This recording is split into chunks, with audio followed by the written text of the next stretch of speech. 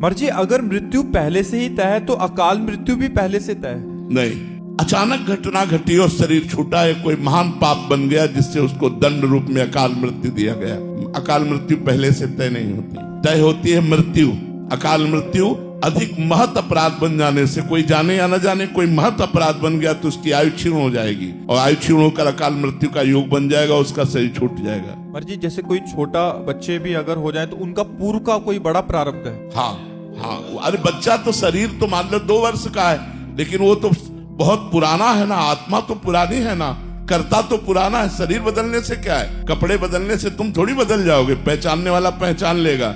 ऐसे ये कपड़े हैं, कपड़े बदलने से काल की नजर में धोखा नहीं दे सकते। काल तो पहचानता है ये वही है जो ये कर्म किए था, उसी कर्म के अनुसार उसको दंड मिलेगा। चाहे गर्भस्थ शिशु हो, चाहे जन्म लेने वाला हो, चाहे जन्म ले चुका हो, चाहे 2 वर्ष का हो, चाहे। महाराज जी यहाँ जब मनोकामना वाली बात आती है कि हमने भगवान से मांगा फिर दिया नहीं, क्यों दे भगवान? तुमने तपस्या की, तुमने साधना की, तुमने उपवास रखे, तुमने व्रत रखा, तुम तीर्थ याटन किए, तुम कितना नाम जप किए, क्यों दे दे? हमने बताया है कि 2 प्रकार से भगवान देते हैं। एक तो होता है अपनापन, जैसे ये हम दुनिया जो है हमारे भगवान की एक दुकान है, मेरे मालिक की दुकान में है सबका जीवन खत्म। अब इस दुकान पर जब हम जाते हैं, हम कहें जरा सोने का हार दिखाइए, लीजिए पैसा आपको देना पड़ेगा। अच्छा, घर का आदमी गया और उसने कहा ये हार तो हमें बहुत पसंद है, ले लीजिए। उससे पैसा मांगेगा क्या? तो आप मेरा स्वामी है, मैं उनका दास हूँ, वो मेरा पिता है, मैं उनका पुत्र, जिधर चाहूँ, जो चाहूँ, जब चाहूँ, जहाँ चाहूँ वहाँ उपस्थित करवा दूं, क्योंकि वो अखिल सामर्थ्यशाली है। या तो घर के बनो, उनके दास,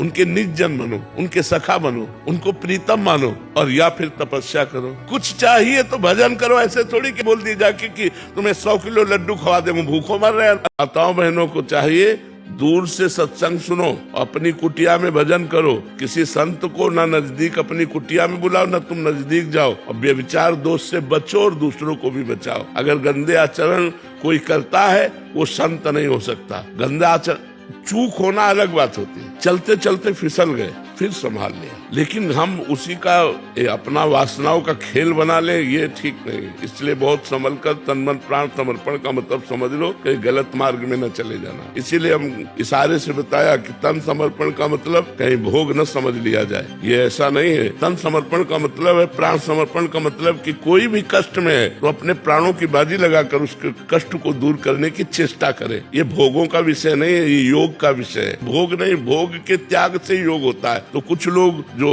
अपनी वासनाओं को नहीं ठीक कर पाए हैं, वो लोग वासनाओं का खेल खेलते हैं, बोलते हैं यही भक्ति है, यही साधना है। जैसे किसी की रात्रि में ड्यूटी है, वो सुबह 4 बजे कैसे उठेगा? क्योंकि वो 4 बजे तो आया है। अब वो नहा धो के तो पूजा थोड़ी करेगा, वो तो चक्क सोएगा 2-4-6 घंटे। वो जब जगे तब सुबह, रात्रि की ड्यूटी कर रहा है, वो जब जगे तब सुबह, वो जब उसे समय मिले तब। मान लो कि किसान आदमी सुबह से पानी लगाना है उसे, तो सुबह से वो माला लेके बैठे कि पानी लगावे, तो पानी लगाने जाए और वहीं राम राम कृष्ण कृष्ण हरि हरि नाम जप करे, और जब उसको पानी खेत में लग जाए तब फिर पूजा आके घर में कर ले। गृहस्थी में पूजा के समय को विभाजित किया जा सकता है। एक दुविधा में हम कई बार फंस जाते हैं। 22 कंपनीज है हमारी, इसमें छोटी छोटी हिस्सेदारी है, पर हम बहुत सारी कंपनी छोड़ देते हैं जहाँ पे कहीं मांस भक्षण हो रहा हो, गंदे जुआ सट्टा लॉटरी हो, किसी प्रकार का नॉन वेजिटेरियन खाना हो, किसी प्रकार का व्यभिचार हो, तो इससे हमारा बिजनेस लॉस तो होता है। पर कई बार मन में आता है कि क्या ऐसा करना ही ज्यादा उत्तम? उत्तम है, उत्तम है। बिजनेस का लॉस होना कोई खास लॉस नहीं है, लेकिन धर्म का लॉस होना सबसे बड़ी खास लॉस है। अगर हमारा जो धर्म है, हमारा चरित्र है, मान लो चरित्रहीनता और खूब बिजनेस और खूब रुपया, धन का लॉस होना कोई खास लॉस है क्या? खास लॉस है चरित्र का लॉस होना है। Character is loss, everything is. तो आहार सही नहीं है, चरित्र सही नहीं है, तुम्हारा उद्देश्य सही नहीं है, तो हम तुम्हारा संग छोड़ देंगे, क्योंकि आपके संग का प्रभाव हमारे ऊपर भी पड़ेगा, हम भले ना पड़ने दें। मर्जी अगर मृत्यु पहले से ही तय है तो अकाल मृत्यु भी पहले से तय है। नहीं, अचानक घटना घटी और शरीर छूटा है, कोई महान पाप बन गया जिससे उसको दंड रूप में अकाल मृत्यु दिया गया। अकाल मृत्यु पहले से तय नहीं होती, तय होती है मृत्यु। अकाल मृत्यु अधिक महत अपराध बन जाने से, कोई जाने या न जाने कोई महत अपराध बन गया तो उसकी आयु क्षीण हो जाएगी और आयु क्षीण होकर अकाल मृत्यु का योग बन जाएगा, उसका शरीर छूट जाएगा। पर जी जैसे कोई छोटा बच्चे भी अगर हो जाए तो उनका पूर्व का कोई बड़ा प्रारब्ध है? हाँ हाँ, अरे बच्चा तो शरीर तो मान लो 2 वर्ष का है, लेकिन वो तो बहुत पुराना है ना, आत्मा तो पुरानी है ना, कर्ता तो पुराना है। शरीर बदलने से क्या है, कपड़े बदलने से तुम थोड़ी बदल जाओगे, पहचानने वाला पहचान लेगा।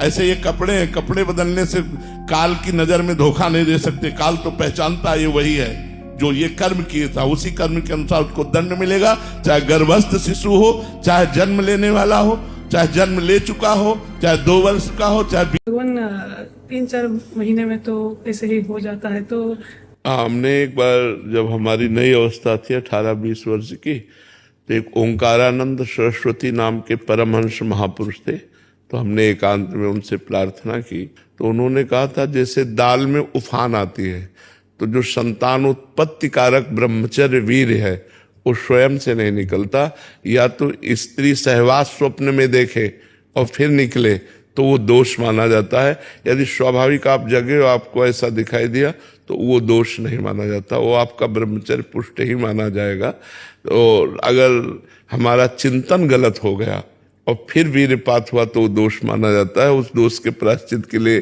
गंगा आदि पवित्र नदियों में खड़े होकर के स्नान करके उसी में खड़े होकर थोड़ा जप करे तो उससे उसकी दोष निवृत्ति हो जाती है।